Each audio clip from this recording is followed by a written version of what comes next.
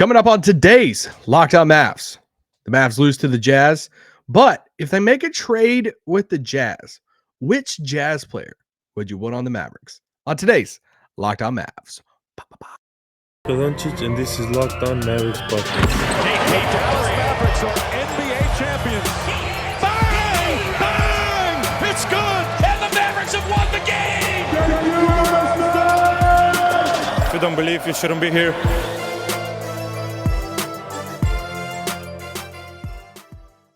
Welcome to Locked On Mavs. It's one of your co-hosts, Isaac Harris, half of Locked On Mavs, contributor to Mavs.com, Studio 41, Corner 3.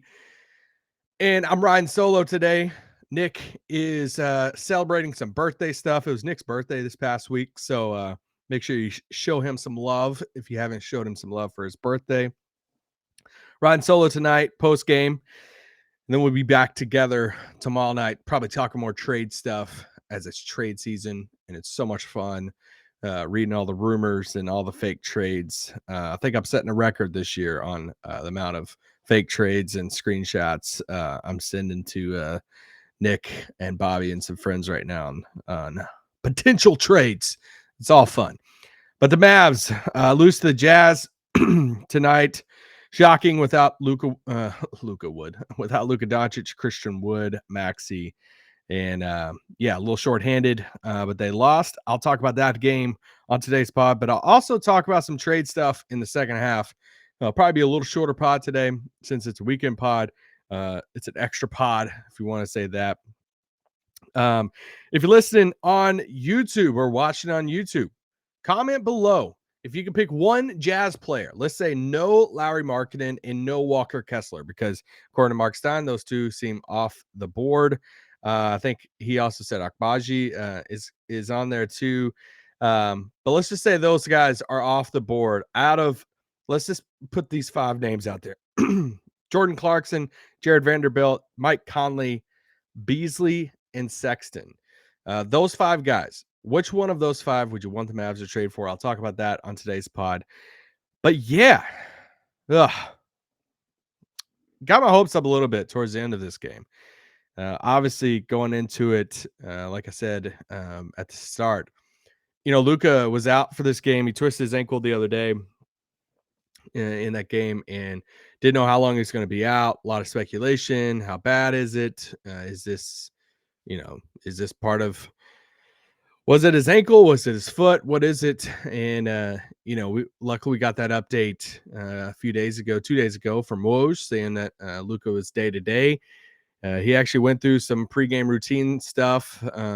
You saw Callie Kaplan post about it on Twitter, I'm sure. Different stuff he's going through pregame. That's a good sign. The fact that he's walking on it, shooting on it, all of that. So looks like dodged a bullet a little bit that he won't be out super long, but he was out in this Jazz game, obviously with the team. No Christian Wood still for the fractured thumb. Obviously Maxey is still out. So going into this Jazz game, you look at the other night, and you say, all right, how are you going to win that game when Luka goes out so quick the other night? So you got to turn up the defense, right?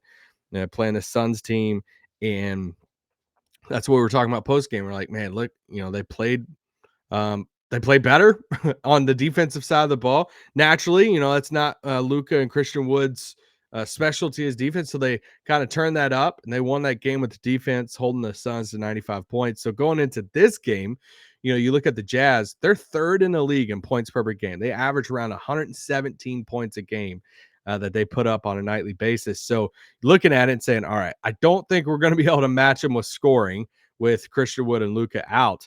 So can the defense clamp down again? Now, you look at the box score of this and you look at the end product, and you're like, all right, it's not that bad, right? Like they held them under 110 points on the night.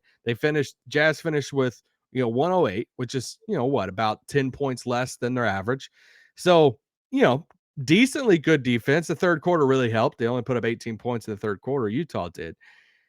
Dallas put up 100 points. They also hit 18 threes in this game. They also got a great performance from Spencer Dinwiddie, 35 points in this game. So you're like, man, if you start putting the list together of some things that you could kind of cross off and say, all right, you're going to need this, check. You're going to need this, check. You're going to need this, check. They actually checked a lot of those boxes off. But, man, Spencer just needed a little bit more help tonight. And tough game for Tim Hardaway. Tim Hardaway's 4 of 12 from the field, 1 of 7, missed 6 threes in this game. Only finished with 10 points, but it's a tough game from Tim. And in a game like this, especially early on, I got really worried early on. You guys know they were down by 18 points. At halftime. At the half, Utah had scored 66 points in the first half. 32 of those 66 were in the paint. Dallas only had 6 fast break points. And that's another one of those things that we've talked about multiple times is I wish Dallas could play a little bit faster when Luka's off the floor because we know they have, one of the slowest paces in the entire league. But that's a lot because of what Luka likes to do and how they kind of structure this offense around Luka and let him be that quarterback, right? Like let him be this. All right, let me come down. Let me set up the offense. Let me put everybody in their places. Everybody has their designated places to where Luka starts to go to work. He knows exactly where in his mind each player is on the floor, and like let me work, and it works a lot of the times, right? Like I mean, he's a magician. We talk about Luka magic all the time. So if Luka's off the floor, I'm like, man, I wish they would run a little bit more. So, yeah, that's just a frustration I have sometimes. I was like, let's get up and run. When you have Dinwiddie and Josh Green and some of these guys. But man, great game for Reggie Bullock. How many threes did he finish with in this game? He finished with 5 threes in this game. Spencer finished with 6 threes in this game. He actually had 6 threes. I want to say at halftime, or at least in the third quarter. But monster third quarter for Dallas. Like I said, they were down by 18 at the half. Then they come out in the third quarter. They win the quarter 28-18.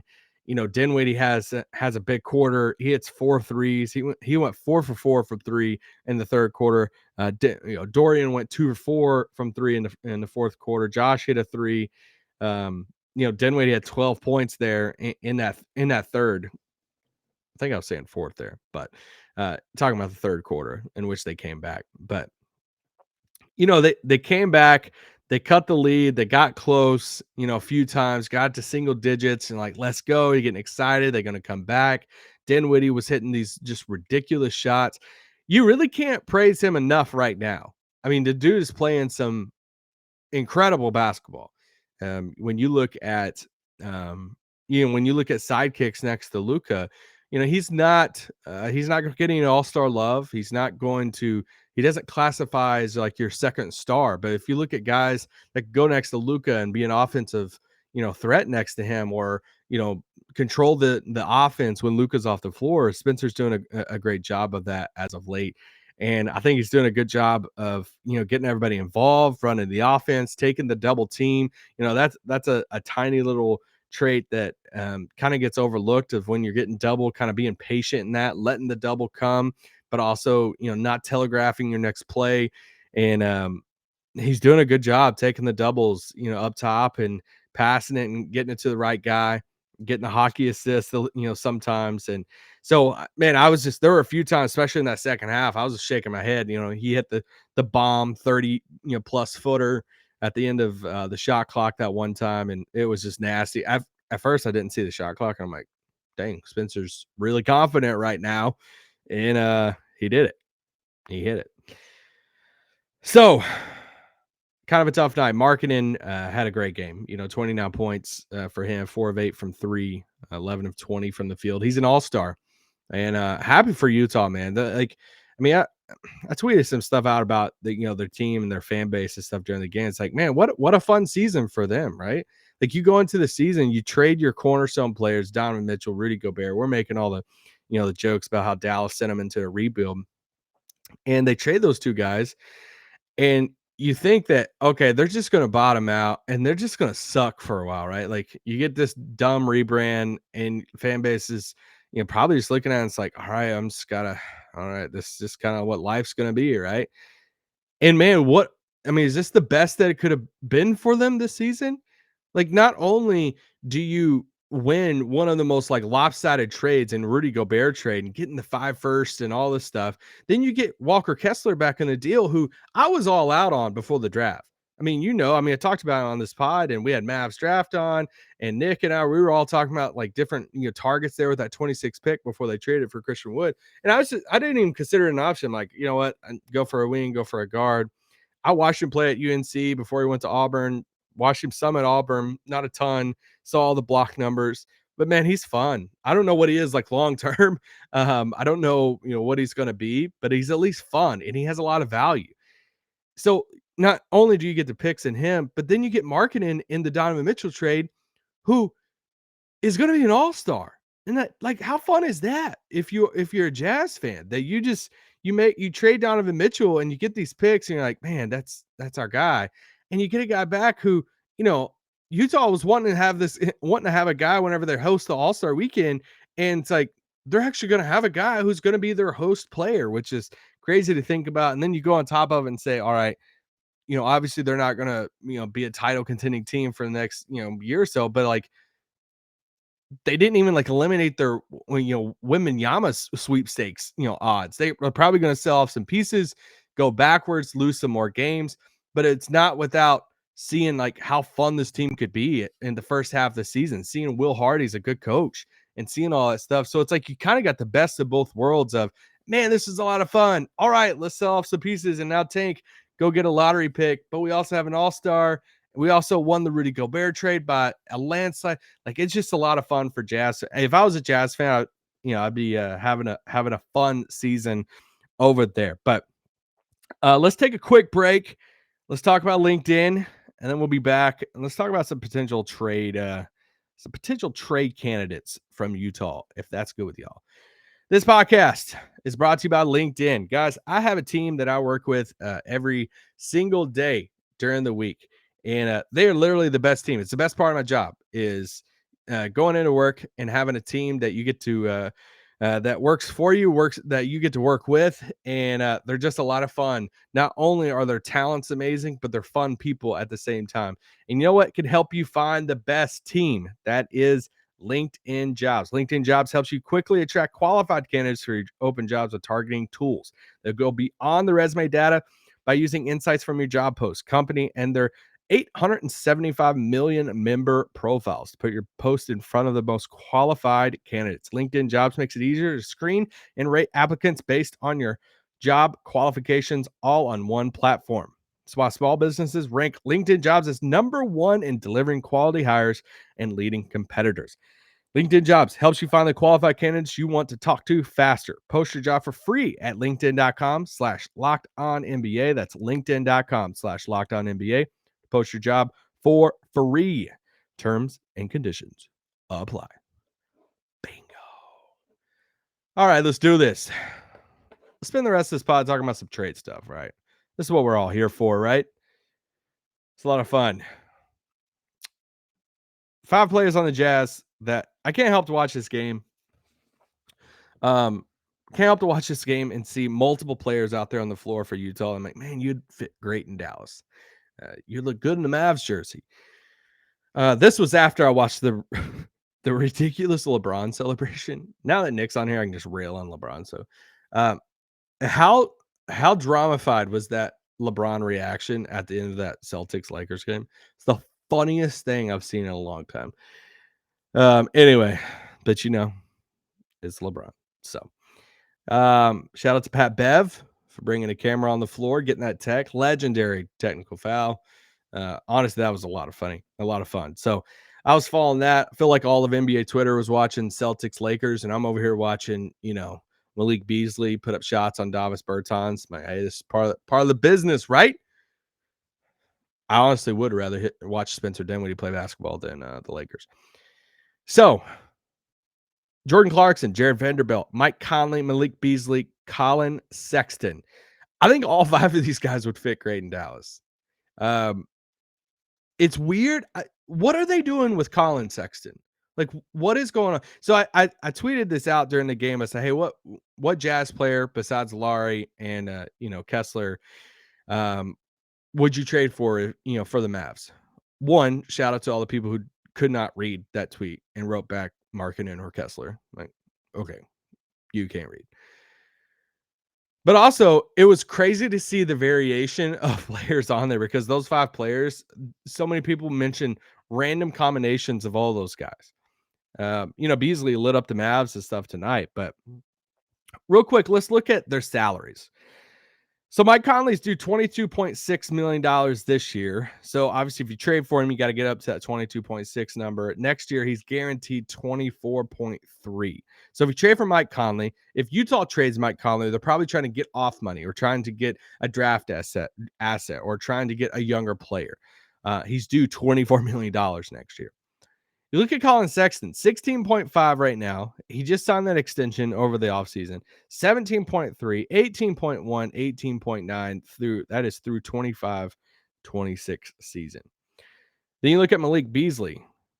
Guaranteed, he's kind of like an expiring contract, to be honest, but he's like 15.5 this year. Then there's some non-guaranteed stuff for next year around that 16.5 number. Jordan Clarkson, 13.3, has a player option for 14.2. That he's probably going to decline. There's a lot of stuff out there, like how much does Utah love him? Is he going to sign an extension in Utah? All of that. Then you go on down to Jared Vanderbilt, 4.3 this year, 4.6 for next year. Question right off the top. Would you rather have Jared Vanderbilt or Josh Green moving forward? Jared Vanderbilt or Josh Green moving forward? I think most of you are probably answering that question right off the top saying, "Oh, Josh Green, for sure." I think it's a little closer. I think I would lean towards Josh Green, but I think it's a little closer than what some would think. I'm a big Jared Vanderbilt fan. He did go to Kentucky. He is 6'9". He was a second round pick to the Mad. He got traded around a little bit, Denver, all that. But he's 23 years old. Man, he hustles. He could defend on the perimeter, but he's big at the same time. I just really like him. His rebounding numbers are nice. He's a hustler. I think I'd still take Josh Green, but it's at least worth a conversation for me, I think. Or if you do a bigger deal with Utah, if you could get Vanderbilt back in that deal, I would be jumping for joy. Mike Conley is one that, man, he's probably going to be on another team, right? He's going to go to a good team that's going to play in the playoffs, and he's going to have a veteran impact on that team, and it's going to piss me off because if it's not for Dallas. Like, I could see him going to the Clippers, and we're like, man, that was like the stabilizing player that they needed to help set up their offense and all that. I could see him going to Minnesota and help them sorting out all of their crap that's going on right now. I could just see him going to a handful of teams to where it would really help them. But man, how good would it be to have Mike Conley coming off the bench in Dallas? Just a vet, 35. I know he's due the $20-something million next year. But what do they want for a Mike Conley? Like, they're probably not getting a first. I mean, maybe if it's something with the Clippers, or maybe they get a first if they're taking back, longer term money. Dallas isn't going to give up a first, but what if there was another team out there that had like a Tim Hardaway type of thing, and they're like, hey, just to swap out these contracts, we'll give you a protective first, something like that. So I think Dallas's appeal to it, since they're probably not going to give up any of their first, speaking for the Mavs, I think the only appeal that they would have, to Utah, considering they wouldn't give up Josh Green, which is basically only a young guy, that you kind of asset wise, I think you would be looking at it and you'd have to make the the expiring contract appeal to Utah of, hey, do you want to get off that second year, Mike Conley? Let's talk about it, and then you're probably looking at, they would have to probably be sold on, Dwight Powell being a veteran presence in the locker room. You'd have to, try to sell him on either, maybe Reggie Bullock, or, they really don't have any use for Christian Wood, but you'd have to go to like the expiring contract route, I think, if you wanted a shot at Mike Conley, and you'd have something appealing for them. So, the Malik Beasley fit would be really interesting. He's a bucket getter. Him and Tim off the bench together would be very interesting. Shout out to that layup by Tim tonight. You know what layup I'm talking about. Jordan Clarkson, the one, right? I mean, he's number one on this list for me. My list, since if you made your list, go for it. My list would go like this. I would have Jordan Clarkson. I would have Mike Conley. I would have Jared Vanderbilt. I would have Colin Sexton and Malik Beasley. There's some intriguing Sexton stuff. I need to look up some of his trade. I feel like we don't hear his name, and I didn't look up his trade restrictions before this, so he might not be available. It's just weird that he comes off the bench. They gave him that extension, but the extension's not okay. I don't want to talk about it. Jordan Clarkson, though. I mean, he's the one. If they really put him on the market, the only thing that scares me about it is there's going to be a team out there that would give a first round pick for him. But man, if Dallas could get him and bring him off the bench and be that microwave scorer and even say like, hey, Jaden Hardy, you want to learn from Jordan Clarkson? Here you go. That would be really cool. He just pulls off some crafty stuff. In a game like tonight, if Luka's out, we're not going to be looking around all looking at each other saying, well, who's going to score the basketball? Who's going to create a little bit? Jordan Clarkson could do that. So I think that's the route I would go. Anybody else on the team that I'm missing? I love how I'm just talking to y'all like you're next to me. Nikhil Alexander Walker, maybe. I think we talked about him the other day. I mean, he'd be worth a flyer, I guess. Rudy Gay. I'm really intrigued of like where, Kelly Olynyk. I know some people put Kelly Olynyk on that tweet. He's due 12.8 this year, 12.1 next year. Yeah, like where would he fit in the whole Christian Wood, Dwight, Maxey, JaVale, bullpen combo and all of that? I'm not looking at too many bigs right now unless, Christian Wood's in another deal. If Christian Wood's in another deal, I don't know how I feel about walking into the playoffs with just that center rotation of Dwight, Maxey, JaVale, and all that. I hope they go out and at least get another big body if Christian Wood's included in another big deal out there. So we'll see with that. I think Utah definitely does something. That's not breaking news there. We're all watching Utah right now, but they're kind of like the lesser version of Toronto for me, that they have a ton of guys on their team that I would love in Dallas.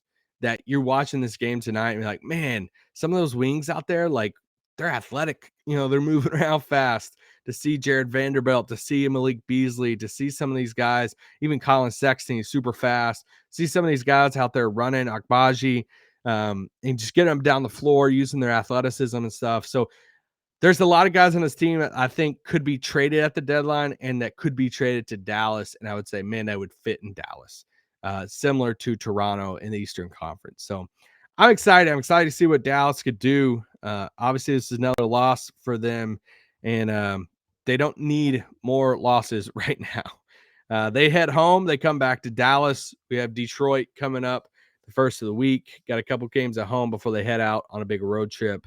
But yeah, there you go. Really kind of a catch-all, or not a really catch-all, but kind of a weird pod today as we recap this Jazz Mavs game and then talk about some potential fits in Dallas. Nick and I will be back tomorrow. I have a trade. Here's let me tease tomorrow a little bit. I have a trade that I worked on. Like it's office hours or something, a trade machine. I have a trade that I'm really intrigued by that I think could be realistic that we haven't talked about at all on the pod. And it's been with a team that we haven't talked about at all in the pod. So I'll save it for tomorrow. How's that for a tease? There you go. I'll save that for tomorrow with Nick. I'll throw it at Nick and see what he thinks. And y'all can tell me what you think in the comments and all of that. But guys, have a great weekend. Let's see what happens in these conference championship games in the National Football League. And go 49ers. Can't have the Eagles winning. Peace out. Boo!